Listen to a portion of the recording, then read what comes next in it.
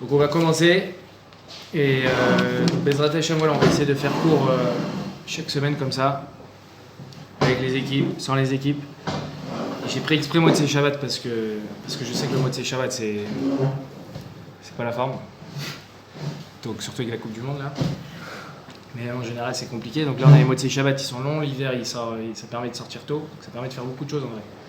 Donc une heure de cours c'est ce qu'il faut, et chaque semaine voilà, on va essayer de faire des thèmes différents, on va essayer de parler aussi en rapport avec l'actualité, des choses comme ça, choses pour faire réfléchir et faire avancer un petit peu.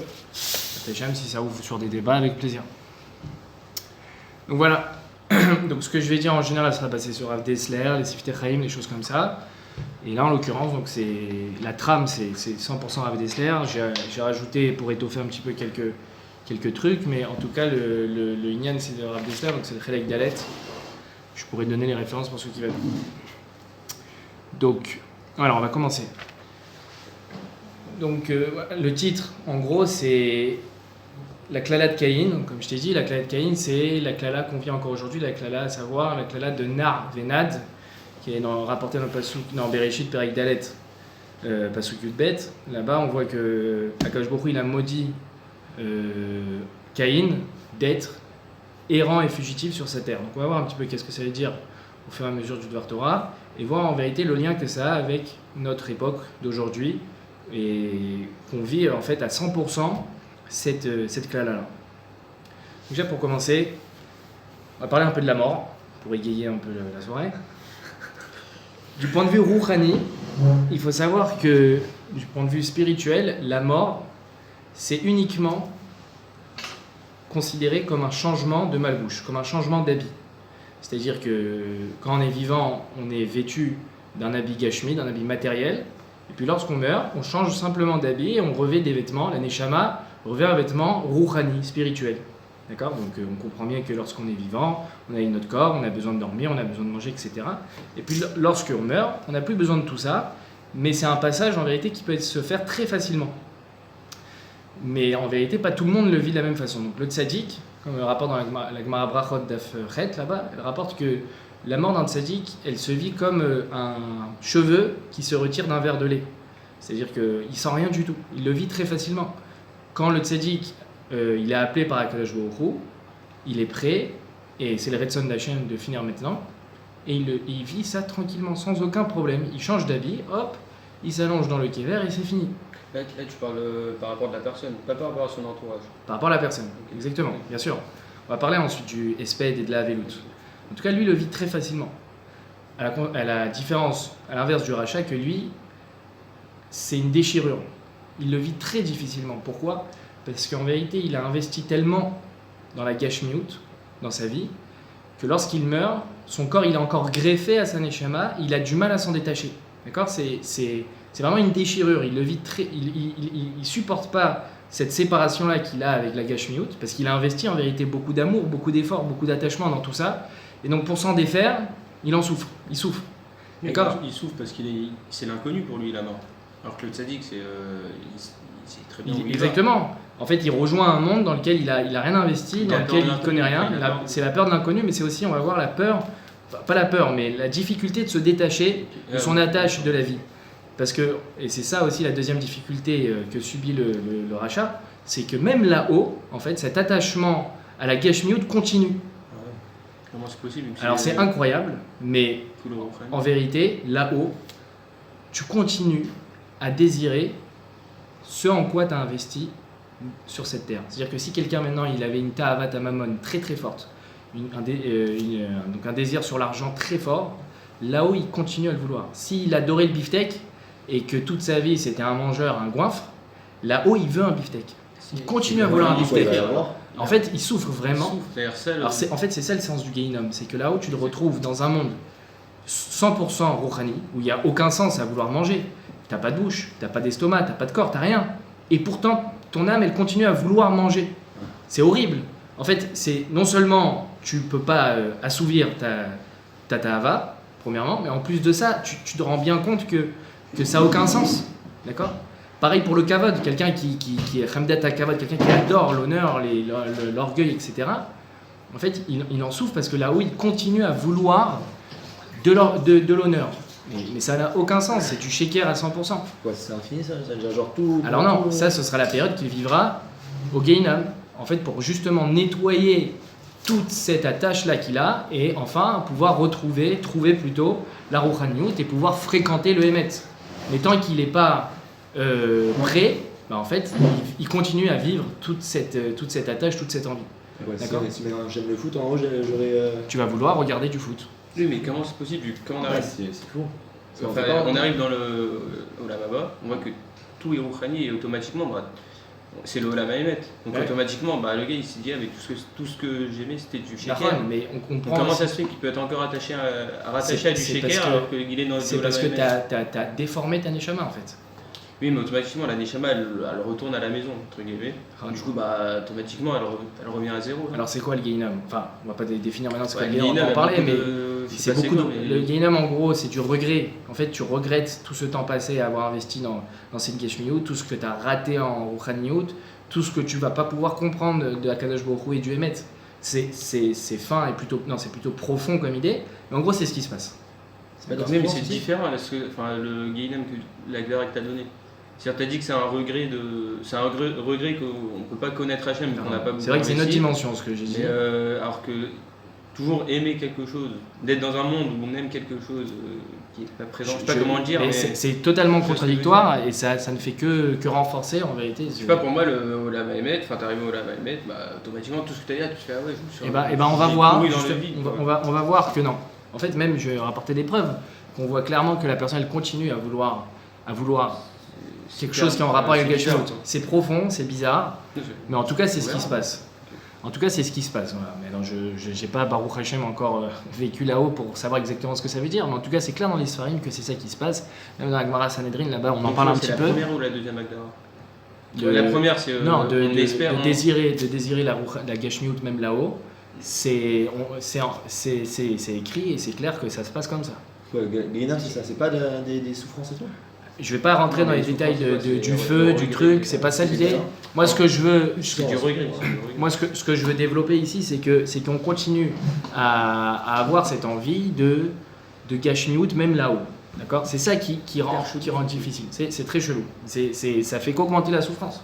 Plus c'est chelou, plus ça veut dire que c'est Oui, dur c'est à le sûr, vivre. oui. En tout cas, voilà. Maintenant, on va passer un petit peu la veloute. Justement, suite à la mort d'une personne, il y a le dîner à veloute. Donc, il y a deux notions. Il y a déjà s'associer à la tristesse du défunt, du mort, d'avoir quitté ce monde. Alors, pourquoi il y a quand même pour un tzaddik, il y a quand même une tristesse de quitter ce monde? Parce que ici, c'est le Olam Ha'asiya.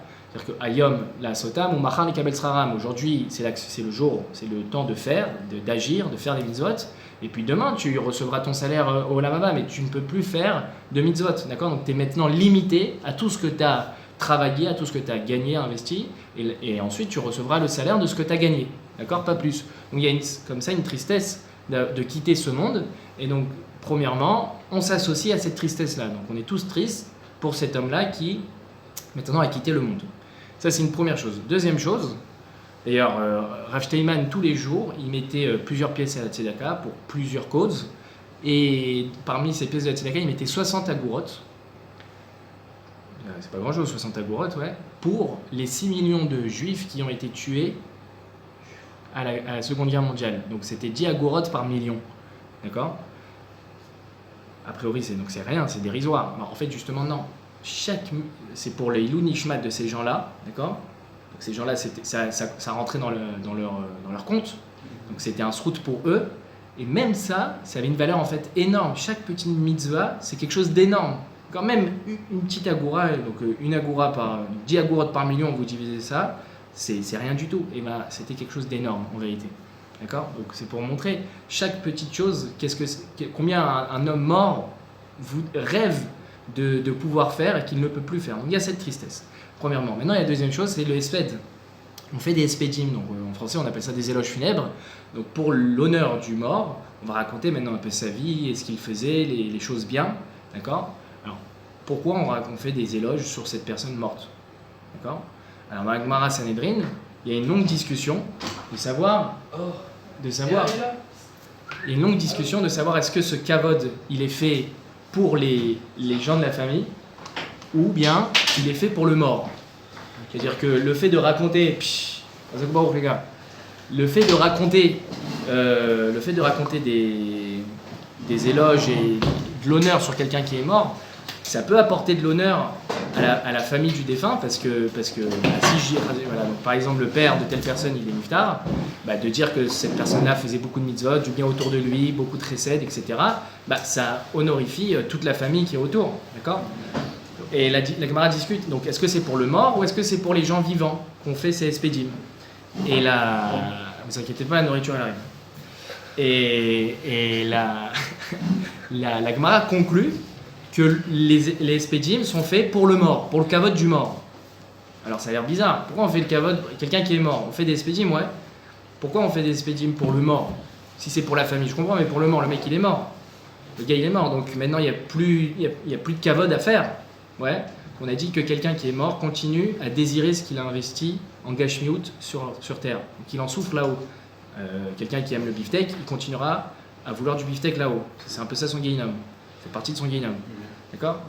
Donc là, justement, ce que je veux dire, c'est que dans les naines de la velout et des espedim, on raconte, donc la Gemara conclut que c'est pour le kavod des métim qu'on fait des espedim. Quel rapport? Pourquoi la personne, elle désire avoir des honneurs? Et bien justement, c'est encore une fois pour dire que quand on est mort, on continue à profiter de cet honneur. Alors un rachat, il aime les honneurs, et un tzadik, si on racontera que c'est quelqu'un qui l'en est énormément la Torah, ce sera un honneur pour lui dans la yeshiva shel Mala, que c'était un tzadik, que c'était quelqu'un qui faisait des mitzvot, etc. Et donc il y a encore ce profit là-haut des choses qui se passent en bas. D'accord? Alors justement, je vais rapporter deux histoires pour montrer un petit peu comment...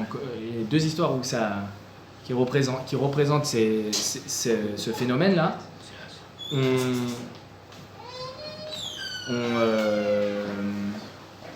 y a déjà toujours dans Sanhedrin, dans Daf Mem Dalet Amoudbet, là-bas on voit qu'il y a l'histoire d'un monsieur rachat, un Moches, c'était le jour de son enterrement, et donc la famille du rachat l'accompagne pour aller l'enterrer, il porte le kéver, et le même jour il y avait l'enterrement d'un rave.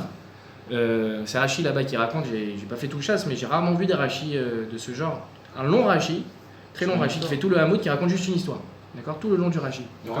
Ouais, il y a 3 rachis dans le Hamoud, et le dernier, il fait toute la page.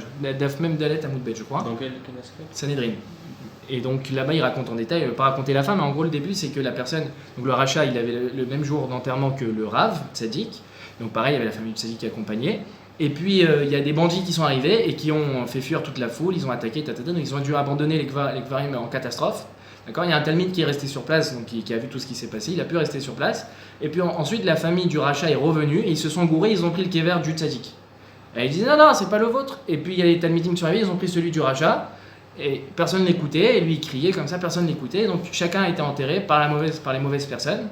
Et donc les Talmidim, ils ont fait un grand kavod au rachat, et la famille du rachat, ils ont enterré comme un rachat, le Rav. D'accord? Alors, pourquoi ça s'est passé comme ça? Le Moches, il avait eu un mérite dans sa vie d'avoir comment ça s'appelle? D'avoir été... d'avoir une fois... c'était un rachat qui avait une fois invité des grands ministres pour faire une grande séouda, et puis tout compte fait, ils ne sont pas venus. Et donc, il a tout compte fait offert cette séouda aux pauvres. Donc, il avait un mérite, cette personne.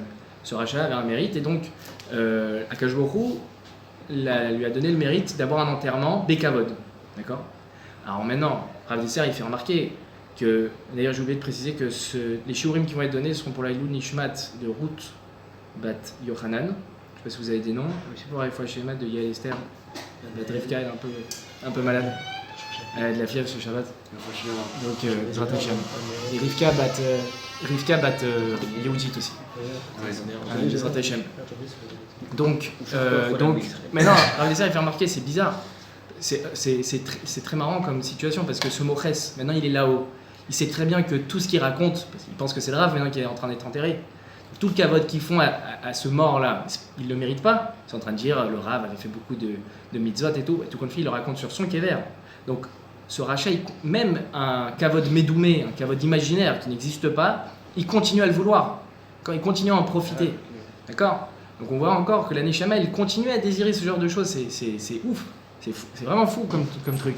Donc voilà, donc ça c'est une première histoire. Et une deuxième histoire qui est racontée aussi dans la Gemara, toujours dans Sanhedrin Daf Kouf Bet, là-bas on voit que Achav, qui était un roi d'Israël, vraiment pas très sympathique comme roi, très rachat, Obed Avodazara, et Shvichut Damim et beaucoup de choses comme ça. Et puis un jour, Akadosh Baruch Hu, il y a des psukim qui racontent dans Malachim là-bas qu'Akadosh Baruch Hu avait dit qui c'est qui va me faire payer ce roi Achav. Et puis il y a un roi qui est sorti devant Akadosh Baruch Hu et qui a dit moi je vais le faire tomber, je vais le faire payer. Il dit comment tu vas faire? Il dit moi je vais descendre et aller dans les bouches des Nevi'im de cette époque et leur faire dire des fausses névuot, des névuot sheker, et ainsi il va se retrouver à croire faire des choses qui viennent de la névoie, il va aller à des guerres, genre il va gagner, et en fait il va mourir, etc. D'accord? Ce sera ça sa punition, et ainsi il sera puni. Très bien. Maintenant la Gemara, elle dit c'est qui ce roi qui est sorti? Tana qui demande c'est qui ce roi? On dit c'est la Neshama de Navot, à Israéli, qui voulait se venger. Alors il voulait se venger de quoi? Il voulait se venger, en fait, quand il était vivant, eh bien il avait une très belle vigne. D'accord? Et Achav, c'était le voisin de Achav, il désirait cette vigne. Donc il a dit, est-ce que je peux te l'acheter? Il a dit, non, je te la vends pas. Nabot, il a refusé. Alors, je crois que c'est un général Isével, il a loué les services de faux édim pour accuser Nabot. Il a été, suite à ça, tué Nabot, donc injustement. Et ensuite, cette âme crée vengeance. D'accord? Et donc, encore une fois, on retrouve cette idée que la Neshama désire. Elle a envie de se venger de cette personne, d'accord? Donc, voilà l'idée. Maintenant, tu veux lui ouvrir? Ah, c'est ouvert. Au rabat. Donc, en gros, c'est ça l'idée. Maintenant, on va avancer un petit peu. Donc maintenant, ça c'est clair. Maintenant, avant de poursuivre, je vais d'abord expliquer un peu c'est quoi l'idée. Vous connaissez peut-être un peu tous, mais je vais rapidement faire un récapitulatif. J'ai étudié Gemara Makot avec Jonathan. Ça va te faire Khazara, et on va aller en profondeur, c'est des notions qu'on n'a jamais vues ensemble. C'est très intéressant, mais d'abord je fais un récapitulatif de qu'est-ce qui se passe quand un homme tue Béchogeg d'une autre personne, quand quelqu'un tue par inadvertance. Je pense que tout le monde sait à peu près comment ça se passe, mais on va quand même faire ce petit récapitulatif. En gros, on va prendre le cas de la Torah qui rapporte dans la Gemara, une personne qui tue une autre personne par inadvertance. Comment? Elle était dans la forêt, elle avait sa hache, d'accord, donc elle coupait du bois dans la forêt. Et puis à un moment donné, comment ça s'appelle? La hache, la lame s'est détachée du manche et par un hasardeux, elle est allée se réfugier, se planter dans la tête d'un aimable touriste qui se baladait dans cette pauvre forêt. D'accord? Plutôt ce pauvre touriste s'est fait cette aimable hache. Enfin, et donc, il est mort. Alors maintenant, cette personne, elle a tué ça Béchogeg. Ouais, c'est pas fait exprès, je coupe tranquillement et puis ça s'en va comme ça. D'accord. Il y avait des dîmes qui ont vu tout ça, donc ils témoignent, cette personne a tué Béchogeg, on l'amène au Bédine, il est jugé, et qu'est-ce qui se passe? Il est envoyé en galoute, il est envoyé en exil, où ça? Dans les Aré Miklat, dans les villes de refuge. Alors pourquoi il doit aller se réfugier? Parce qu'il faut savoir, donc ça c'est aussi un phénomène très bizarre, qu'on voit nulle part, c'est que la famille du défunt, de la personne qui s'est fait tuer par inadvertance, a le droit de se venger. Et c'est quelle vengeance? D'aller le tuer. D'accord? Donc il faut qu'il aille vite se réfugier, parce que sinon il risque de se faire tuer par un des frères du gars qui est mort, ou quelqu'un de la famille. Ouais, parce qu'il y a une marloquette dans la Gemara, est-ce que c'est une mitzvah? Rabbi aussi dit, est-ce que c'est une mitzvah de le tuer? Le Goël Adam, le vengeur de sang, est-ce qu'il a une mitzvah de le tuer? Avec il dit c'est juste réchoute, c'est une autorisation. Mais en tout cas, quoi qu'il en soit, il risque de se faire tuer, d'accord? La Torah autorise ça, elle cautionne ça. Donc il doit aller vite se réfugier. Et alors jusqu'à quand il reste là-bas en exil, dans ces villes de refuge? Jusqu'à la mort du Kohen Gadol. Pareil, quel rapport? En tout cas, le jour où le Kohen Gadol meurt, le Kohen Gadol qui était en fonction au moment où il a eu le jugement, il s'en va. Donc il y a des gens qui ont eu le jugement il y a 2 jours, ils ont fait à peine 2 jours en Aré Miklat, ils sont libérés. Ceux, il y en a qui, ça fait 20 ans déjà qu'ils sont là-bas, ils sont libérés après 20 ans. D'accord? Ça, c'est le Kajvoro qui organise tout ça. Donc, en gros, c'est ça l'idée. Pareil, on faisait carrément des panneaux avec le mot Miklat et des flèches pour dire au gars, au tueur, vite, va là-bas. Enfin, il y avait 2 Talmidei Chachamim qui l'accompagnaient. Pour s'il y a le Goël Adam qui le croise en chemin, les Talmidei Chachamim ils sont là pour le protéger. D'accord? Et discuter avec le Goël Adam, le raisonner, ne le tue pas, il n'a pas fait ça, il a fait ça pas exprès, etc. Voilà. Donc, en gros, c'est ça toute l'idée. Et d'ailleurs, on avait vu aussi dans la Gemara que s'il n'y a pas de zkenim, de vieux, d'anciens, dans la ville de refuge, c'était des villes de Lévi'im. Donc les villes de Lévi'im, c'est des villes de Torah, de Kedusha. s'il n'y avait pas de Zekenim dans les villes de refuge, c'est pas n'importe quelle ville, il y avait des villes désignées depuis Moshe Rabbeinu, Yehoshua, il y a eu 6 villes et ensuite 42 autres villes, il y avait 6 villes principales. Et donc, s'il n'y avait pas des Zekenim dans cette ville, elle ne faisait pas le rôle de protéger. D'accord ? Et donc, pourquoi il fallait des Zekenim dans la ville ? Ça, c'est le rite base qui rapporte dans son Sefer Ta'amei HaMitzvot, qui est très intéressant, ce qu'il raconte sur la Galoute, c'est incroyable. Et c'est un peu de Kabbalah, mais c'est tellement de profondeur dans un petit sujet comme ça. Il explique que en fait, Zekenim, c'est quoi ? C'est Zeshekana Chorma. Donc, Zekenim, ça fait référence à des Talmidei Chachamim. En fait, s'il n'y avait pas de Torah dans cette cité, dans cette ville, eh bien, la personne n'était pas protégée, parce qu'en fait, tout le but, et on va voir pourquoi, c'était qu'il y ait de la Torah et que la personne soit entourée de Gdusha, la personne qui a tué, soit dans une avira de leur nun, de Torah, etc., de Batei Midrashot. S'il n'y avait pas ça, la personne n'était pas protégée par la ville. D'accord ? D'ailleurs, si pendant l'exil, il sort de la ville, il sortait de la ville, le Goël Adam avait le droit de le tuer. D'accord ? Dans la ville, il était protégé, c'est sa maison, il est tranquille. Donc, maintenant, maintenant, on va expliquer un petit peu c'est quoi cette histoire. D'accord ? Alors, on va expliquer chaque étape. Déjà, l'idée du Goël Adam. Pourquoi il y a un Goël Adam ? C'est quoi cette autorisation de la Torah de se venger au point de tuer ? C'est pas Stam, c'est pas on lui met une petite claque ou il lui pique son argent. Alors, d'un côté, cette personne, elle a tué Béchogeg, donc elle ne mérite pas la mort. D'un autre côté, elle a tué. D'accord ? Est-ce que vous connaissez, je ne sais pas combien on est, je ne vais pas compter. On va dire qu'on est 200 000. Eh bien, Amen. Eh bien, combien vous connaissez dans votre entourage des personnes qui ont tué même Béchogeg ? Moi, personnellement, je connais personne de près ou de loin. Moi, personnellement aussi. Vous non plus, d'accord ? C'est-à-dire, on ne croise pas tous les jours des gens qui tuent Béchogeg. Bon, au Pracheb. Donc, c'est quand même pas anodin comme action. Donc, on est dans quelque chose, c'est un peu difficile, d'accord ? Non, mais pourquoi est-ce que quand tu as tué Béchogeg ? Parce que le gars, quand il tue Bémézid, il est Chayav Mita directement. Quelqu'un qui tue, il y a 3 niveaux. Il y a un din que la famille, elle peut se venger. Que dans Béchogeg. Oui, quand c'est Béchogeg, elle peut se venger. Ouais. Et c'est entre-temps que le Beddin, quand c'est Bémézid, quand c'est un cas qui a tué Bémézid, est-ce que la famille, elle peut se venger entre-temps ? Non, là c'est Akadosh Baruch Hu qui punit. Alors pourquoi aussi quand c'est Béchogeg, c'est pas Akadosh Baruch Hu ? Justement, on va voir. Donc il y a 3 niveaux. Il y a celui qui est honnête, c'est-à-dire vraiment c'était imprévisible et le gars n'a aucune responsabilité. Et lui, il n'est même pas envoyé en galoute. Il y a par exemple, c'est quelqu'un qui, la Gemara, elle rapporte un cas, Davzaïn, il est en train de, exactement, Razak, il est en train d'aplanir son toit, il est en train d'étaler du goudron sur son toit, et en tirant l'ustensile qui permet d'aplanir, le truc est tombé, d'accord ? Non, son ustensile, son gros ustensile. Un gros rouleau comme ça en fait. Exactement, avec 2 manches, comme on va dire le truc pour faire le pain, d'accord ? Les rouleaux à pain, disons. Il est comme ça, en le tirant, il a lâché prise sans faire exprès, c'est tombé sur la personne, elle est morte. Quand c'est en tirant, le guéder est fin, quand c'est en tirant, il est honnête, et quand c'est en poussant, derrière Yerida, là il est chogué. Parce que là il va vers le bas. Tu dois faire plus attention, il n'a pas fait suffisamment attention, donc ça c'est un shogeg, il va en galoute. C'est pas vraiment un gramin là. Non, c'est pas un gramin. Non, c'est pas un gramin. C'est moins que gramin. Enfin, c'est plus que gramin, on va dire. Donc, voilà. Maintenant, pourquoi le Goël Adam alors a le droit de se venger ? Parce que cette personne-là... Non, pardon. Alors, il y a un pasouk, on va rapporter le pasouk. Il y a un pasouk qui dit dans Bamidbar Lamed He Lamed Gimel, Vela Haaretz lo yichupar les dames, asher shofar ba ki im bedam shofro. Ça veut dire quoi ? Et pour la terre, il n'y aura pas de rachat de l'âme, il n'y aura pas de rachat du sang qui a été versé dessus, si ce n'est par le sang qu'il a versé. D'accord ? Le rachat du sang qui a été versé, il n'y aura pas de rachat si ce n'est par le sang qu'il a versé. D'accord ? De Kapara. Les Sefer HaGdoshim disent que Eretz, c'est le niveau le plus bas que peut avoir une Neshama. D'accord ? Il y a différents niveaux de grandeur de la Neshama. Le niveau le plus bas, d'accord, il s'appelle Eretz. D'accord ? La Neshama qui a été tuée par inadvertance, maintenant qu'elle est morte, elle est à ce niveau-là de Eretz.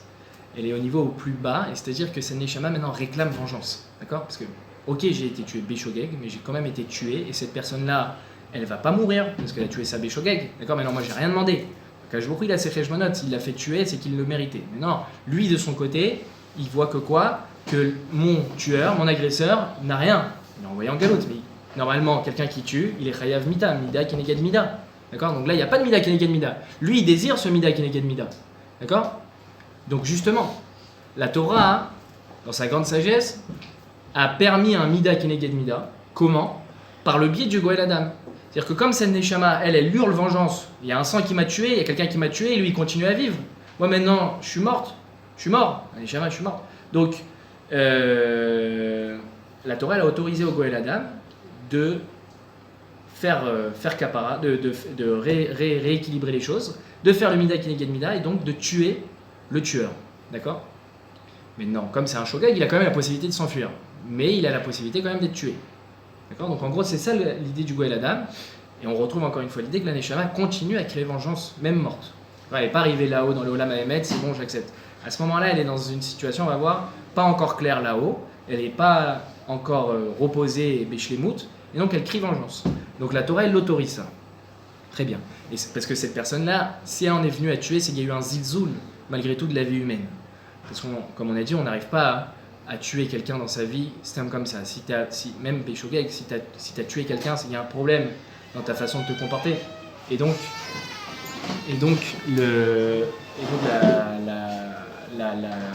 la Neshama, donc cette Neshama là, elle a des raisons d'en vouloir à cette personne. Elle a été Mezalzelet une autre vie, d'accord? Elle n'a pas fait attention. Donc on va voir qu'est-ce qui s'est passé exactement. Ça c'est pour l'idée du Goël Adam. Maintenant, l'idée de la galoute. Alors là justement, on va rentrer un petit peu dans l'idée de Caïn. On va voir Caïn, on a dit qu'il a reçu une klala suite au fait d'avoir tué son frère Evel. Ouais, il a tué son frère Evel. Alors en réalité, il a tué Béchogeg parce qu'à cette époque-là, la mort n'existait pas encore. Donc il connaissait pas, il savait pas que ça allait tuer son frère. Il a jeté une pierre, il pensait lui faire mal, le blesser, mais pas le tuer. Ou bien tu peux dire qu'il n'y avait pas de Edim et de Beddin, donc il ne méritait pas la mort, Caïn. Donc c'est un tueur Béchogeg, ce Caïn-là. Akash Baruch Hu, il l'a maudit. On voit dans Bereshit, au Pérek Dalet, Akash Baruch Hu l'a maudit, il lui a dit que Nav et Nad, tu seras errant et fugitif sur cette terre. Ce sera ça sa punition, c'est qu'il sera errant. On va voir que justement dans l'idée de galoute, parce qu'il faut comprendre en quoi la galoute est un tikkun au tueur Béchogeg. Quel est le rapport entre les deux? D'accord? Moi je vois pas trop le rapport, c'est un comme ça. Il est réfugié, aller se réfugier, ça c'est pour pas se faire tuer par le Goël Adam. En quoi c'est une takana pour sa faute? Il faut bien qu'il y ait un lien avec sa faute. Ouais. Donc le Rav Dessler, il explique. Il y a deux notions. Déjà, donc cette personne, donc, elle a, il y a, en fait, il y a la klala de Nav et Nad, et il y a aussi un Mida Keneged Mida dans cette punition. Pourquoi?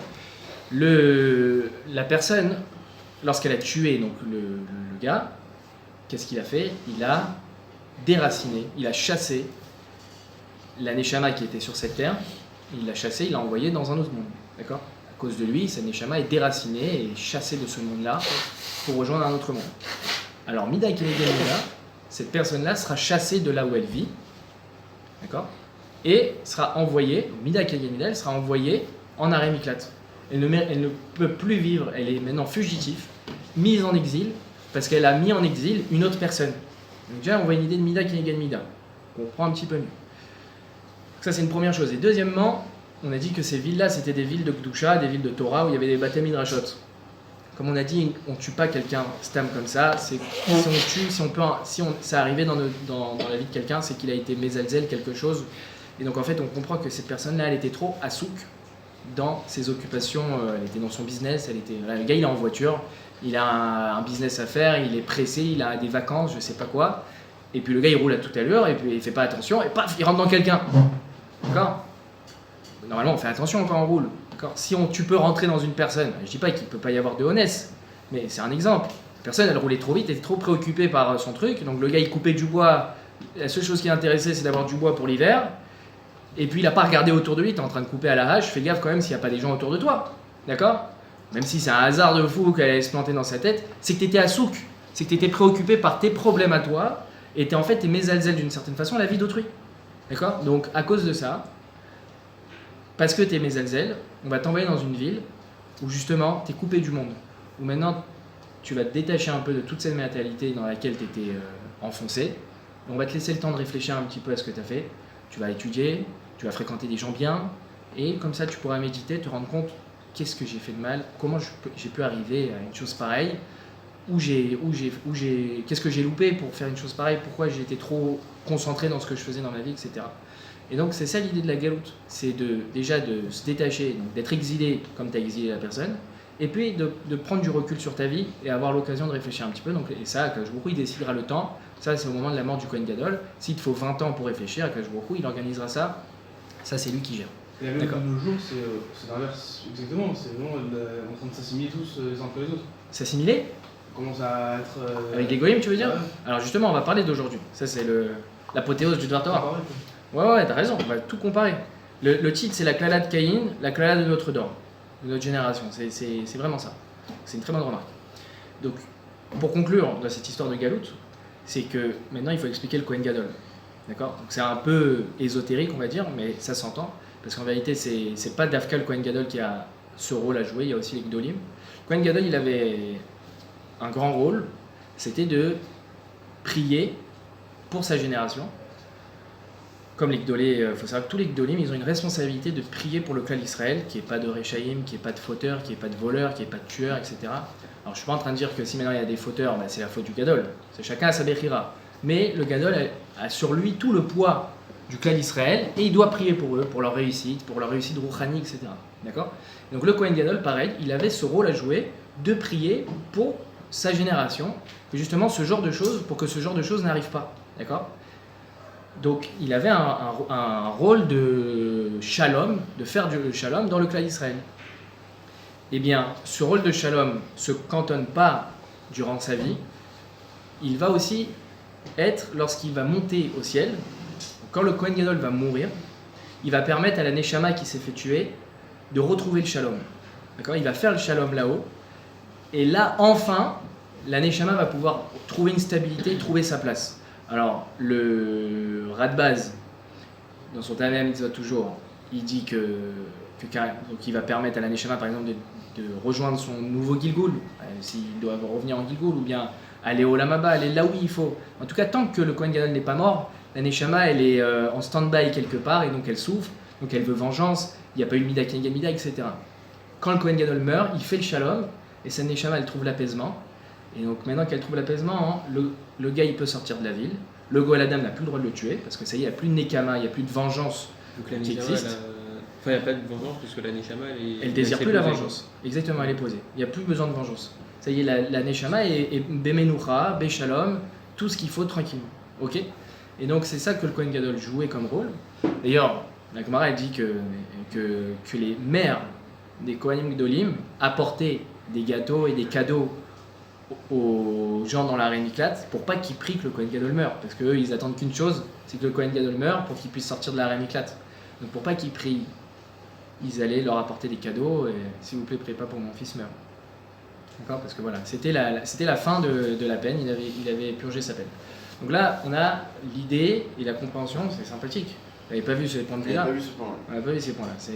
Et ça, c'est encore qu'une facette. J'ai vu que par exemple, Yahar, parce que dans le passage, il y a écrit que le gars coupait du bois dans la Yahar, dans la forêt. Alors, à la base, il dit que Yahar, c'est les mêmes lettres que Ir. D'accord? Sauf qu'elles sont dans le désordre. Donc le gars, il est dans un endroit, le Yahar, ça représente la Midat Hadjin, etc. Et la ville, la Ir, qui est remise dans le bon ordre, c'est Midat Chesed, où là, il peut purger sa peine, etc. Enfin bon, il y a beaucoup de choses derrière, très intéressantes. Donc voilà, maintenant qu'on a expliqué tout ça, on arrive au point culminant.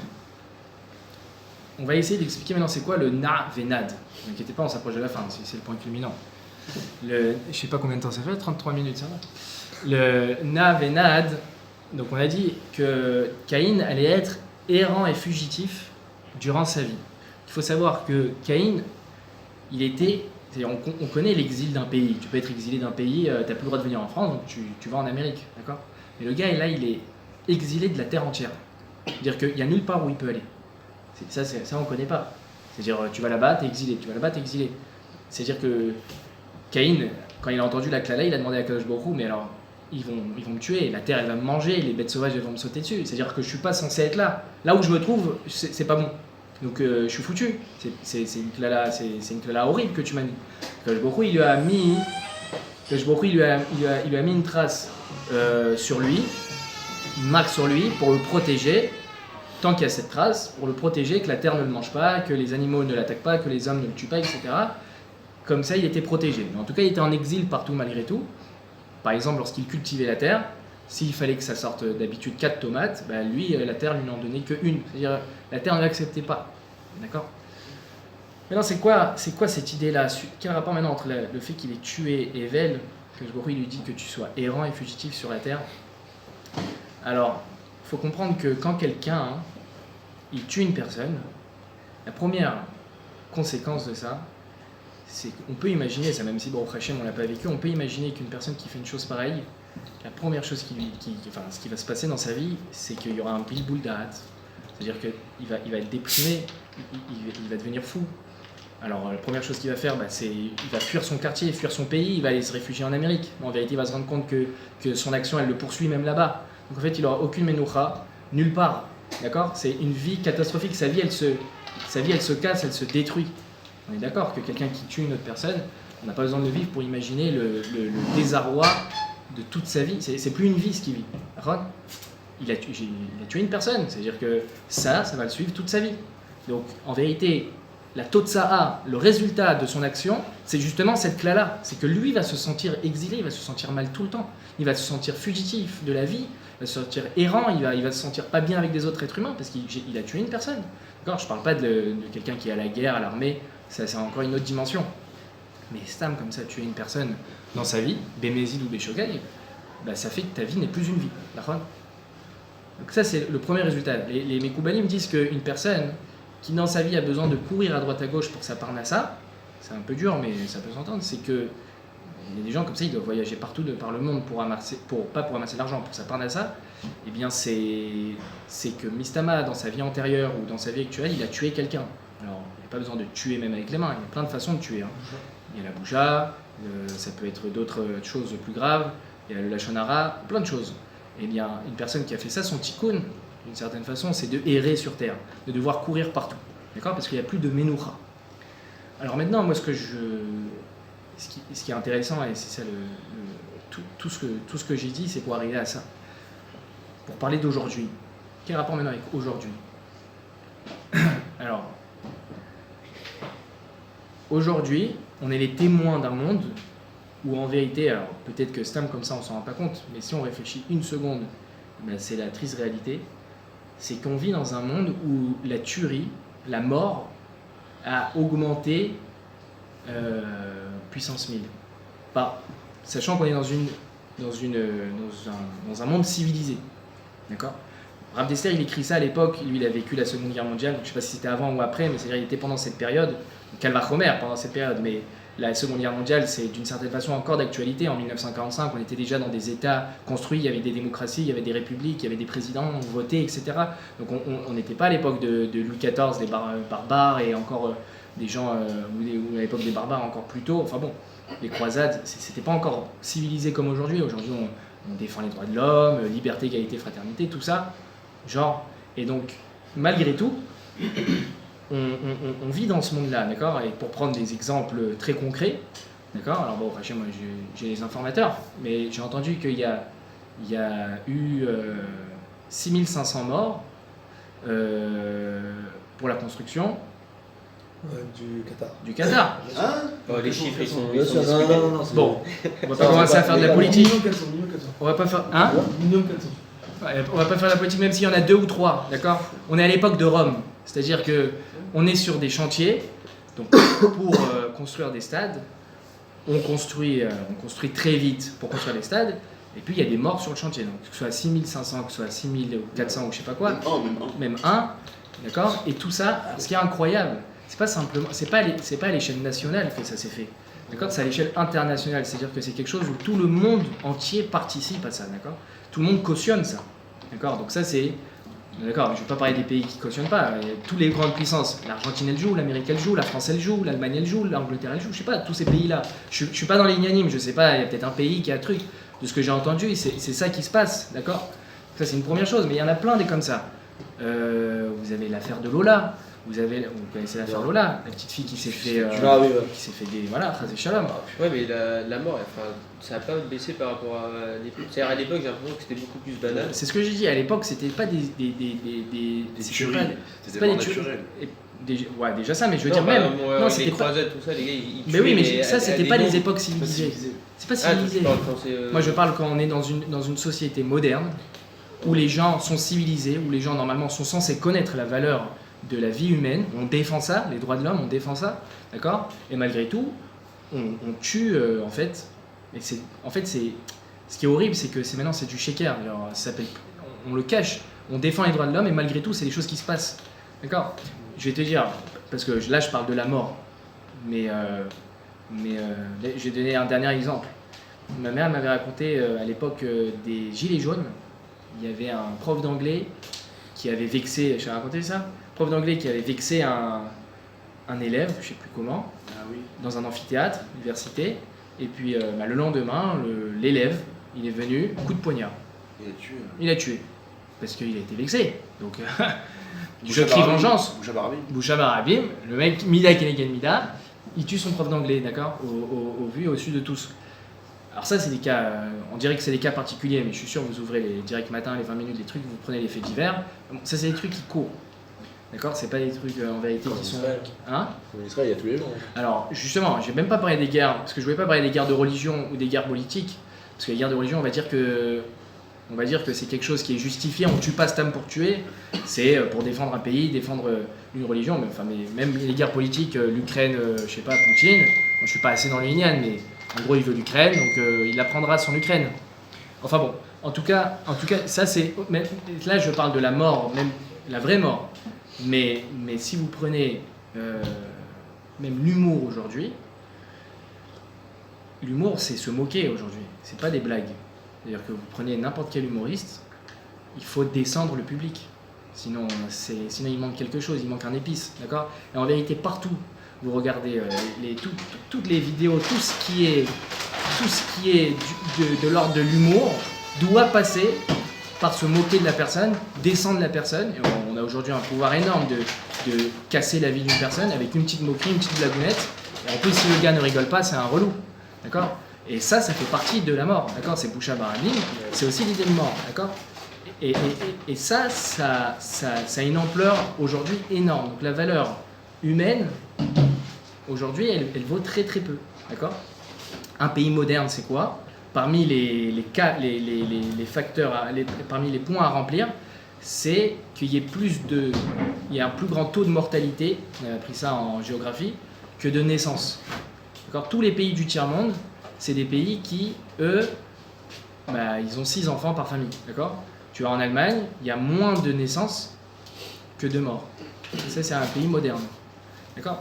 Donc, on vit dans ça, d'accord? Eh bien, alors, c'est quoi le résultat de ça? C'est la klala na venad. C'est ça, tout le développé de Rav Dessler, pour arriver à ça, na venad. C'est-à-dire que, qu'est-ce qui se passe aujourd'hui? Les gens n'ont plus aucune mémotra dans leur vie, d'accord? Déjà même la confiance l'un envers l'autre, les gens n'ont plus confiance entre eux, d'accord? Les gens sont déprimés, sont stressés. Je parle dans le Olam Goy, je parle dans le monde qui nous entoure, d'accord? Tout ça, c'est une totsara de justement toute cette mortalité, d'accord? Comme on a compris que le tueur Béchogeg, il est Chayav Galout, d'accord? En vérité, le fait de vivre dans un monde où la mort, c'est devenu normal, donc encore une fois, c'est tuer, mais ça Boucha Barabim et tous ces trucs-là, eh bien, ça crée cette vie de stress et ces gens qui ont besoin constamment de s'occuper, de courir, de trucs. À l'époque, on voyageait pas comme ça dans tous les sens, d'accord? Là, maintenant, tu fais l'armée, tu vas en Thaïlande, tu vas en Amérique, tu vas en Chine, tu vas truc. Tu as besoin de courir dans tous les sens. Donc, au niveau du voyage, les gens, on cartonne. Au niveau, je sais pas, des applications, il faut passer d'une à une autre, les trucs, on scrolle sur les trucs comme ça, ouais. Les petites vidéos, ça c'est navenade, d'accord, à 100%. Tu passes de TikTok à Instagram, de Instagram à WhatsApp, de WhatsApp à Facebook, de trucs. Snapchat, ça existe encore? Ah ouais, c'est vrai? J'ai l'impression que c'est plus que TikTok aujourd'hui. Non? Donc, ça cartonne. Mais pourquoi? Les gens n'ont plus aucune menouchat nefesh, d'accord? Ça court dans tous les sens. Ensuite, on a aussi les relations humaines, d'accord? En 4 mois, tu as fait déjà 4 copines. Je sais pas. Et ça explose dans tous les sens. Et les gens ne peuvent plus, ne vivent plus de façon calme, de façon apaisée. Tout ça à cause de la mortalité dans le monde, d'accord? Et c'est ça la grande Tout catastrophe. ça, c'est lié à la mort? Tout ça, c'est lié à la mort. Comment? J'y arrive pas. C'est la klala de Navenad, la personne tout ce qui est. Elle n'est pas satisfaite dans sa vie. Hmm. Elle n'est pas satisfaite dans sa vie, donc elle va errer. Non, mais même D'une chose à l'autre. la klala, plus simple que ça, la klala, ça c'est la Totsa, mais la klala de Caïn, c'est suite au fait qu'il a tué. La klala, c'est quoi? C'est d'être errant. Ouais.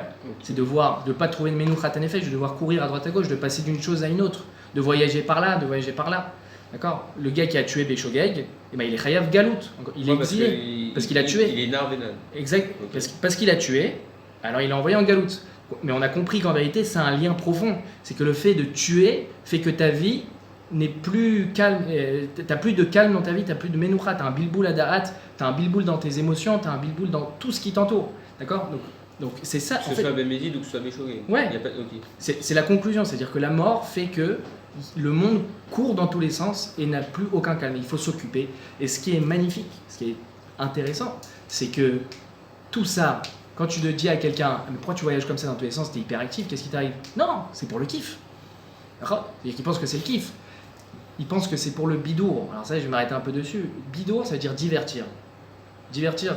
Donc les gens pensent se divertir. Ouais.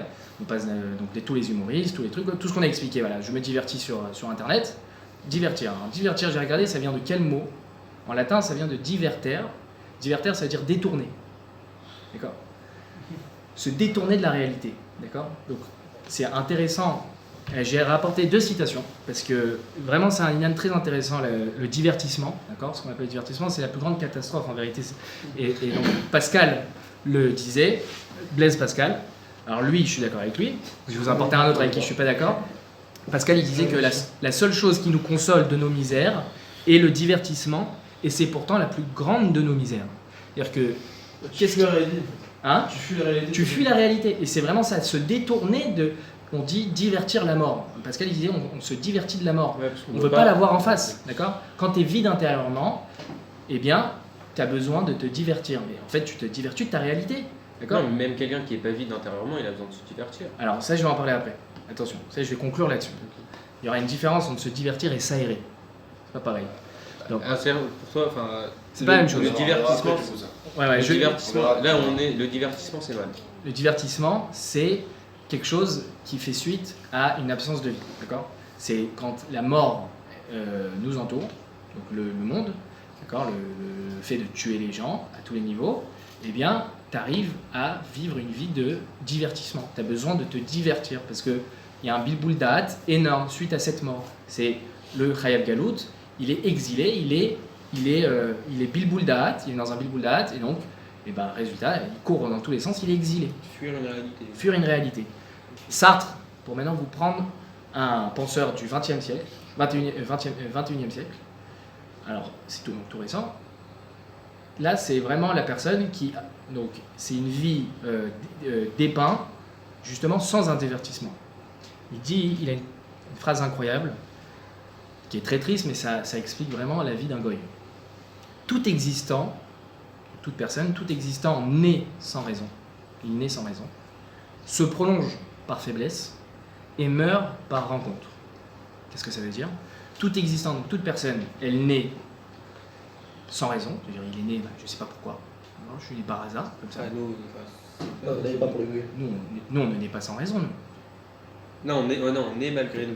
Bien sûr, mais Akash Oui, non, Baruch oui, non, Il y a un j'ai- projet. Hu, rien à voir, il y a un projet. J'ai compris. Akash Baruch Hu, s'il nous a mis sur terre, c'est qu'il attend quelque chose de nous, Chas v'Shalom, de dire que maintenant que je suis né, mais c'est pas seulement Non, c'est ça. malgré nous, non, c'était, je me suis trompé. Ouais. Désolé. Voilà, donc on est sans raison, je sais pas ce que je suis là, biologiquement, magie, me voilà sur terre. Ensuite, maintenant que je suis né, je me prolonge par faiblesse, j'ose pas me suicider. Je continue. Je suis né sans raison, maintenant que je suis là. Non, un mec qui naît, il ouvre les yeux, il dit ouais, je suis là sans raison, j'ai rien à faire ici, je me suicide. Ben oui, mais ils osent pas, ils se prolongent par faiblesse. Tout le monde le fait, les gens. Par Ils n'ont pas la force Ouais, faiblesse. d'assumer ça, le fait qu'ils Ouais. ils ont rien dans leur vie. Ils ont rien dans leur au vie. contraire. Donc ils Ils vivent par restent là par faiblesse. faiblesse. Ils se Dans le posent sens pas de les- rester. ils se forcent à pas poser des questions. Exactement. Et Tu leur donc, poses des questions, ils disent. si tu te posais trop de questions, mon frère, tu vas te rendre compte que ta vie, elle est malheureusement. Et meurt par rencontre. La mort m'a rencontré, je suis mort, par hasard. C'est ça la vie. D'accord? En vérité, si j'étais un goy, je comprendrais ce qu'il dit, d'accord? Et je serais d'accord. Et donc justement, pour parer à ça, pour parer à cette triste réalité que vivent les gens, on se divertit. D'accord? C'est clair. On se divertit pour éviter justement ce prolongement par faiblesse, cette naissance par hasard, cette mort. Donc je me divertis. D'accord? Pour avoir une raison de vivre, quoi. Vraiment dépressif. Voilà. Vous regardez, les gens ils sont là à courir après des organisations de soirées, après des relations. Ils ont des millions de copains, les gens. Mais en vérité, ils en ont zéro. D'accord? Il n'y a plus de. Voilà, ça, on le sait tous, ça. D'accord? Mais maintenant, il faut. Moi, ce que je veux mettre le dagesh, c'est de comprendre que ça, c'est la klala de Caïn. D'accord? Eux appellent ça divertissement, alors qu'en réalité, c'est leur klala. D'accord? Alors, malheureusement, il n'y a pas que eux qui le vivent. Nous aussi, on vit dans ce monde-là, et donc, on est sujet à vivre ça et se comporter de cette façon. Donc, justement, éviter ça, c'est grâce à ce cours de réfléchir à ce phénomène de croire se divertir, de croire que c'est le bidour, le kiff. D'accord? Je fais ça pour mon plaisir, alors qu'en vérité, non, c'est une klala. De devoir courir à droite à gauche, c'est refuser d'admettre la réalité, d'être face à ces trucs. D'accord? Ce monde de shaker, il est explosant. Moi, je trouve que la Coupe du Monde du Qatar, c'est l'apothéose de la démonstration de ce Olam HaSheker, d'accord? Que ce soit. La boycotte tous, hein. Baruch Hashem, exactement. On est là pour boycotter. Non, c'est ça, Un boycott, mais allez à la France, quand même. Allez, la France. Au niveau. Je sais pas, en ce moment, ils se battent pour l'écologie. En ce moment, on entend plein de trucs. Il ne faut pas augmenter plus que 19. Si j'ai bien compris, c'est anti-écologique grave cette Coupe du Monde. Personnellement, c'est pas mon problème. Moi, ce que je soulève ces choses-là pour justement mettre bien la différence entre la vie d'un goy et notre vie, la vie qu'on devrait avoir, d'accord? Bien comprendre qu'il ne faut pas rentrer dans cette arnaque-là de croire que tous ces kiffs-là, les petites vidéos, les trucs qu'on enchaîne. Alors, pendant 1 heure, tu peux scroller et passer pendant cette heure-là, tu vas avoir ri grave. Tu vas avoir été choqué, tu vas avoir été impressionné, tu vas avoir été triste. Ils te font vivre des émotions très fortes, donc tu as l'impression que pendant 1 heure, il s'est passé quelque chose. Tu t'es diverti de la vie, en fait, et pour éviter en fait la mort qui est face à toi, tu t'es diverti, et puis à la fin de l'heure, il ne s'est rien passé. D'accord? C'est zéro ta vie. Et après, j'ai envie de dire, tu as reculé. D'accord? Quand tu stagnes, tu recules. D'accord? Donc ça, c'est la vérité et la réalité du monde. Donc maintenant, pour presque finir, le Rav Dessler, il parle dans un dernier point de la ayefout chez la hatzlut, la fatigue de la fainéantise. Pas ça maintenant. C'est vraiment tellement violent. C'est tellement violent. Si on regarde donc, la vie justement matérielle, eh bien, elle est remplie de fatigue. C'est-à-dire que quelqu'un de très matériel, donc Adama, comme ça, adamique, très, très, très terre à terre comme ça, quelque chose de très lourd, d'accord, très feignant. Je suis au lit, samedi soir, frérot, c'est très dur, on me voit même plus dans la caméra. Donc c'est la difficulté, d'accord. Et plus je suis comme ça, plus je suis fatigué, ouais. Et donc, alors que quelqu'un qui est matmin en Torah, qui learn, d'accord, à Noten Ayev Kohar, eh bien il n'est pas fatigué, en vérité. Quand on fait de la Gemara, on est crevé, on est lessivé. C'est pas la même fatigue du tout, d'accord. On voit que les Gdolim, même à des âges très avancés, ils arrivaient à dormir 4 heures par nuit, max, d'accord. Le programme de Rav Eliashiv, c'était de dormir 22 heures à 2 heures du matin, et le reste du temps, il étudiait. Ça, c'est un programme, il a tout compris, hein. Enfin, à mon humble niveau, je veux dire que Rav Eliashiv a tout compris, c'est-à-dire que il va se coucher très tôt, 22h, là où les gens ils commencent déjà à ne plus rien faire et à s'occuper de voilà, on a fini la journée, maintenant on va kiffer. Lui il va au lit, parce qu'effectivement c'est le moment de la batlanout. Et puis une fois que tout le monde dort, 2h du matin, il est réveillé avec sa tasse de thé dans sa salle à manger. Il y a des photos, c'est incroyable. Et ça jusqu'à ses 102 ans, d'accord, il faisait ça. D'accord, nous on a 17 ans, 25 ans, 23 ans. Fatigué. On est fatigué, d'accord. Rav Kaneski pareil. Rav Kaneski il n'avait pas de réveil pour se réveiller. On lui avait demandé, mais comment vous faites pour vous réveiller? Vous avez dormi 4 heures, vous êtes éclaté, vous avez fait une journée incroyable, et 4 heures et vous êtes debout, il n'y a pas de réveil. Elle dit, en fait, tout le monde peut se réveiller de la même façon que moi, c'est juste que les gens ne veulent pas entendre. Toutes les nuits, il y a une mouche qui vient siffler aux oreilles, moi j'accepte de l'entendre, et je me lève. Et c'est tout. D'accord? Donc c'est comme ça que ça se passe. Hein? C'est la même bouche depuis. Mais bien sûr. Elle se transmet de druide en druide. Et donc, Rav Shach, Rav Samuel m'a raconté qu'il fallait surtout pas le réveiller pendant qu'il dormait, parce que n'importe ça faisait n'importe quel moment qu'il dormait, à n'importe quelle heure à laquelle il s'était se coucher, il était allé se coucher, si tu le réveillais, quoi qu'il allait se réveiller. C'est-à-dire que si maintenant ça fait à peine 10 minutes, plus simple comme ça fait à peine 10 minutes qu'il est allé au lit, si tu passes, tu fais du bruit, il va se lever, il dira ça fait 10 minutes que vous dormez. Bah, c'est pas grave, maintenant je suis debout. D'accord. Comment ils avaient cette force là? D'accord. Moi j'avais demandé à Rav Aouzi, j'ai dit Rav, la vérité, moi je veux bien, dans 4 heures, 3 heures, on n'est pas face à des super-héros. Comment ils font? C'est-à-dire il y a une magie, il y a quelque chose, c'est kabbalistique, on est des êtres humains tous. Comment ils font pour avoir autant de force et pas s'endormir sur le livre? En fait c'est l'amour de la Torah, tout simplement. C'est-à-dire qu'ils ont développé un tel amour pour la Torah qu'ils ont la force.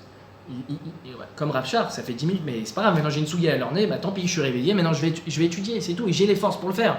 Rav Shmulevitz, des fois, il étudiait 30 heures d'affilée, il allait dormir 20 minutes, il réétudiait 30 heures d'affilée. Il faisait pas ça tout le temps, mais il était capable de le faire, par amour pour la Torah, d'accord? Il n'y a pas d'aïefout réel quand on étudie la Torah comme il se doit, quand on a une attache réelle à la Rouchaniout, il n'y a pas cette fatigue. Alors que quelqu'un qui, lui, ne fait rien, il est tout le temps crevé, d'accord? Tout le temps fatigué, ouais.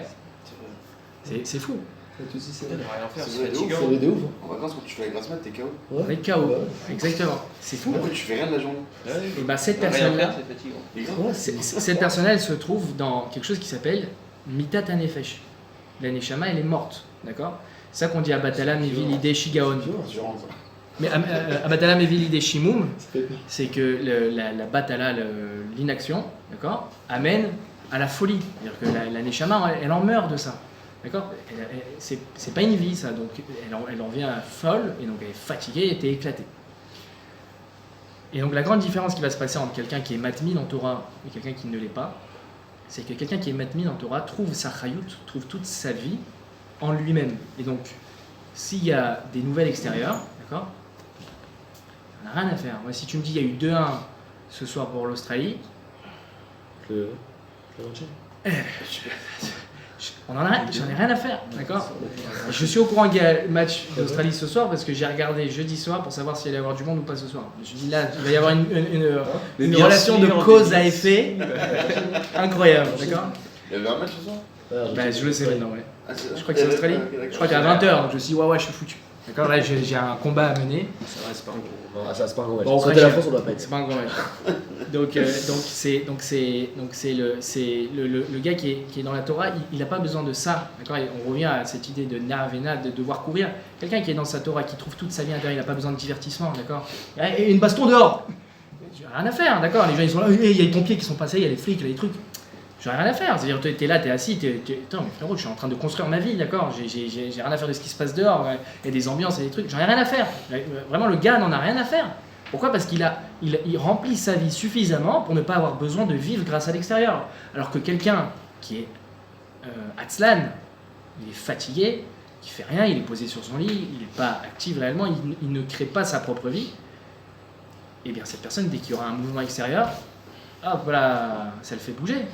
D'accord? Il y a une blague, il y a une vidéo, il y a un truc, c'est ça qui va créer sa chayout. D'accord? Et il sera comme ça tourmenté toute sa vie. Alors maintenant, je suis pas là pour dire qu'il faut devenir tous des avrechim et lâcher tout le monde, parce qu'il y a besoin de dormir, il y a besoin de manger, il y a besoin de tout ça évidemment, il y a besoin de s'aérer. Alors justement, il faut faire la différence entre se divertir et s'aérer, parce que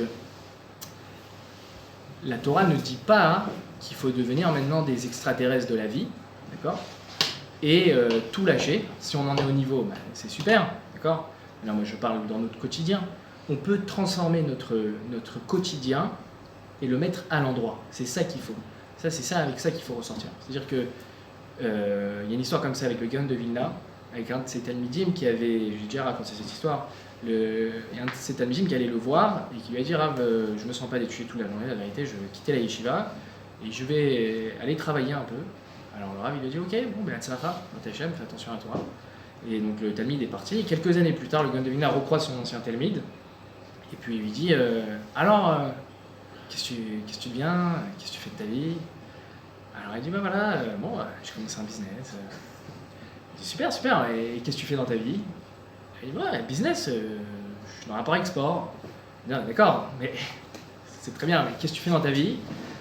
Il dit bah voilà, je suis en rapport-export, qu'est-ce que vous voulez? Je suis dans le textile, j'importe de Chine, mais j'en ai rien à faire de ça. D'accord, j'ai compris que tu travailles dans le business. Qu'est-ce que tu fais dans ta vie? Baba Kama, Baba Metsia, dans Kilaïm, tu fais quoi? C'est ça la question, d'accord? C'est super, tu dois vivre, super, tu fais ton business. C'est pas ça ta vie, d'accord? Et en vérité, quelqu'un qui travaille même 8 heures dans la journée, qui fait un mi-temps, 12 heures dans la journée, eh bien, qui étudie, il a le temps d'étudier qu'une heure dans sa journée, d'accord? Il faut étudier 1 heure dans la journée. Donc, il étudie qu'une heure dans la journée, eh bien, tu peux avoir une personne face à toi qui, quand tu lui parles, raconte-moi ta journée, ben, il va te dire le Dafayomi qu'il est en train de faire. D'accord? Et Rav Samuel, il racontait un ancien Bachour de Keter qui n'a pas eu le choix d'aller travailler, donc il est devenu comptable, etc. Et puis quand tu vas lui parler, il avait à sa pause le temps de faire 1 heure de Dafayomi tous les jours. Quand tu vas lui parler, et je peux témoigner, quand tu vas lui parler, il ne raconte pas ses histoires avec son collègue, il ne raconte pas la pause café, il ne raconte pas tout ça, combien il a sorti d'argent, combien il a de trucs. Il te dit, ben voilà, aujourd'hui, Daf Bet, Amoubet, truc, et c'est ça sa vie, d'accord? Ça, c'est toute la différence maintenant. Il faut aller s'aérer. On n'est pas des surhommes. Je peux étudier maintenant à 24 heures sur 24 non-stop et je me coupe de tout, plus de tahava, plus de trucs. Mais ça s'appellera plus de la tahava, ça s'appellera simplement équilibrer sa vie, d'accord? C'est comme, on ne veut pas dire ça, c'est comme, c'est équilibrer sa vie. Ben, il y a besoin de prendre une pause, il y a besoin de se reposer. Il faut rendre officielles les pauses, c'est une notion très importante dans un programme. Si on ne rend pas officielles les pauses, on n'en peut plus, d'accord? Moi, personnellement, les yeshivas, il y a une période où je me suis dit, bah, allez, je peux rajouter pendant les pauses et tout. Et ben en fait, j'étais tout le temps angoissé. Parce que, en fait, je descendais aller manger, par exemple. Tu prends un petit café, et puis tu dis, purée, je suis en train de prendre du retard. Mais c'est ta pause. Alors, non, il vaut mieux officialiser la pause. Va te reposer, va discuter, va te calmer un petit peu. Mais au moment où tu travailles, au moment où tu étudies, tu le fais sérieusement. Et tu mets les choses à l'endroit. D'accord? Donc, c'est pour ça que, je ne sais pas si ça répond à ta question, se divertir pour en vérité éviter la réalité des choses. Et courir à droite à gauche parce que ta vie ne ressemble à rien, c'est une chose catastrophique, et c'est la klala navenad, soit errant et fugitif, mais d'un autre côté, il y a s'aérer dans une vie équilibrée, et c'est réfléchi, voilà, s'aérer, c'est quelque chose de réfléchi, d'intelligent. J'ai déjà lu dans la Rav Kanievski, j'avais lu dans sa biographie au début qu'il partait en vacances. Alors, c'est sûr que c'est pas les mêmes vacances que nous, mais ça lui est déjà arrivé de partir dans une autre ville que Bnei Brak, avec sa femme. Lui, il avait son temps pour étudier tranquille là-bas, il ne recevait personne, ça c'était ses vacances. Mais bon, il prenait l'air marin. Quand il avait besoin, pendant une période de bonne respiration, il privatisait à Herzliya la plage. Il y a Rav Kanievski comme ça devant la plage qui respire l'iode de la mer. Bon, voilà, il prend une pause comme ça, on va dire. Tout homme, à son niveau, a besoin de ça. D'accord? Donc ça, c'est s'aérer, mais ça, c'est intelligent. D'accord? C'est quelque chose d'intelligent. Mais maintenant, devoir se divertir, donc, pour conclure, c'est ça qu'il faut retenir. On va finir avant. Hein? Ils arrivent là? Non, ça y est, Ah, vous avez mangé déjà? Ouais, je voulais pas vous déranger. Razak, merci beaucoup. Ah, vous pouvez vous éclater. Bon, Hachem. Donc, pour conclure, c'est ça qu'il faut retenir. Il faut mettre les choses à l'endroit et bien comprendre qu'en vérité, tout ce qu'on pense être pour le plaisir et le divertissement, c'est la klala. D'accord? Et que nous, il ne faut surtout pas se faire avoir par ça. D'accord? Nous, on a suffisamment de quoi remplir notre vie, de chayout. D'accord? On n'a pas besoin de l'extérieur pour remplir sa vie. Il faut la chayout, et ce qui apporte cette chayout, cette réelle chayout, la seule chose qui apporte ça, c'est le Limud Torah. Il n'y a rien d'autre. Quand on vient à un cours, quand on est une chavouta avec un copain, n'importe quoi, on écoute un shiur, des choses comme ça, je pense qu'on est tous d'accord là-dessus, qu'on ressort avec un sentiment de shlemut. D'accord? On se sent rempli, on sent qu'on a rentabilisé le temps, on n'aurait pas pu mieux rentabiliser que ce moment-là, la vérité. Moi, à l'époque, j'avais ce sentiment-là, même si on n'avait pas les nerfs ou truc, à la fin de ce truc-là, tu te sens bien. Ouais. Alors que quand tu as passé 1h30 à regarder un film, un truc, bon, tu as passé du temps, tu as rigolé, mais à la fin, tu n'as pas un sentiment de plénitude et de bonheur. Parce que ça, c'est juste divertir le temps. Tu es hyper passif, exactement. Donc ça, c'est ça qu'il faut retenir. Il ne faut pas se faire avoir par ça. Il faut bien comprendre que ça, c'est une klala. Tout ça, c'est une klala. C'est parce que le monde, il court à sa perte et que c'est du shaker avec les gens. C'est la mort partout. D'accord? On dirait que je dépeins un truc noir. Mais vous comprenez que la mort, c'est pas toujours la mort, c'est la boucha, les trucs comme ça. Mais c'est ça, en gros. La valeur humaine n'a plus de valeur. Et donc, les gens en arrivent à devoir courir partout. Mais ça, c'est une totsa'a. D'accord? Ils pensent que c'est eux qui le choisissent, mais en vérité, non. C'est la galoute, c'est la rémiklat. C'est le navenat de Caïn. C'est ce qui leur arrive en pleine figure. Ils ne le choisissent pas. Ils n'ont plus de menuchat anefesh. D'accord? Leur vie n'est plus une vie. Ils construisent plus de famille. Ils n'ont plus rien. Il n'y a plus de bon sens. Il n'y a plus d'équilibre. D'accord? S'aérer, c'est une chose, mais les gens, ils ne s'aèrent pas. Ils sont tout le temps en train de survivre. Nous, on vit. On regardez dans le métro, vous verrez que tous les gens qui vous entourent, c'est des gens qui survivent. Et nous, on vit, en fait. D'accord ? À l'époque, je croyais que c'était les mendiants qui survivaient et que tout le monde vivait. En vérité, nous, on vit et les gens survivent. D'accord ? Ils se nourrissent et ils essayent de s'occuper comme ils peuvent dans leur vie pour survivre, d'accord, de leur quotidien. Alors que nous, on n'est pas là à survivre, on est là à vivre, on est là à construire, on est là à apporter. Comment on construit ? On learn, on travaille sur nous, ça va être des mitzvot, ça va être du chesed, toutes ces choses-là, ça nous fait vivre, ça nous fait avancer, ça nous construit, et on n'a plus comme ça besoin, on n'est plus inclus dans cette cla-là qui englobe tout le monde, d'être nav et nad, d'être errant et fugitif sur cette terre. Prenez quelqu'un comme Rav Kanievski, comme Rav Steinman, comme Rav Edelstein, Rav Ovadia Yosef, tous ces gens-là, ils vivaient à 1000%, d'accord, et ils étaient dans leur bureau, c'est tout. Et c'était les gens qui kiffaient le plus leur vie, d'accord. Et l'histoire comme ça, je vais finir sur cette histoire, si on finit sur une belle image. Je ne sais pas si c'est Rav Kaplan ou Rav Samuel qui nous l'avait raconté. Je crois que c'est Rav Samuel, il raconte sur Rav Kaplan. Rav Kaplan était très très proche, c'est le mashgiach de Keter Shlomo, il est très proche de Rav Kanievski, d'accord, un Ben Baït, depuis tout jeune il le connaissait. Il avait Chavruta avec Rav Kanievski, il a même eu Chavruta avec Stapler. Donc vraiment, il connaissait la famille, ouais, un gars très très proche. Et vous pouvez aller le rencontrer facilement à Keter Shlomo, à vie aux amateurs. Donc, hyper accessible, hein, hyper sympa. Pas hyper sympa, hyper gentil, c'est pas pareil. Hyper sympa, il fait des blagues aussi des fois. En tout cas, il raconte qu'une fois à Rav Kaplan, il y avait je sais pas c'était quoi le problème, peut-être un picour, nefesh, un truc comme ça, il a une question urgente en tout cas à poser à Rav Kanievski. Maintenant il était 2h du matin. Donc à 2h du matin, on rentre pas comme ça chez Rav Kanievski. Il toque malgré tout à la porte. Il a fait à cette heure-là, je dérange pas le Rav. Non, c'est toi qui sais, tu es suffisamment proche. Si tu vas aller le déranger, vas-y, moi j'irai pas. Rav Kaplan rentre dans la chambre. Au moment, donc Rav Kanievski était en train de leurner, 2h du matin, à peine début de seder. Et là, il rentre dans la pièce. Et puis d'un coup, Rav Kanievski se lève, il prend dans les bras, il prend les mains de Rav Kaplan, il commence à danser comme ça dans la pièce. Imaginez la scène, deux vieillards comme ça à danser à 2h du matin dans la chambre, dans une petite chambre. Il dit, je viens de comprendre le pshat du Rambam, je viens de comprendre le pshat du Rambam. Et il dansait comme ça, mais vraiment, c'était naturel. Il dansait comme ça avec Rav Kaplan, main dans la main, 2h du matin. Vous voyez, ça c'est une vie. Le gars n'est pas navena, il n'est pas... Va lui dire qu'il y a eu 2-1 ce soir. Il t'a même pas entendu, il sait pas ce que tu racontes, tu vois. Il est là à se réjouir à 2h du matin et j'ai compris le pshat du Rambam, c'est ça qui compte. D'accord. Le Rosh Hashiva à Givat Shaul, Rav Pashkes, racontait un barreau qu'il était au lit comme ça, il avait fini son seder, il était au lit, puis il se tournait dans son lit, il n'arrivait pas à s'endormir. Et il dit la vérité, j'ai pas clair en tête ce que je viens d'étudier, j'ai un Rambam que je viens de learner, je l'ai pas clair. Il s'est levé sur son bureau, il l'a rédigé, mis au propre, et puis il a dit voilà, je peux m'endormir tranquille. Là, il est préoccupé par ça, c'est toute sa chayout, d'accord. Nul besoin d'autre chose, d'accord. Je peux pas m'endormir avec une petite musique, une petite vidéo, ça suffit largement.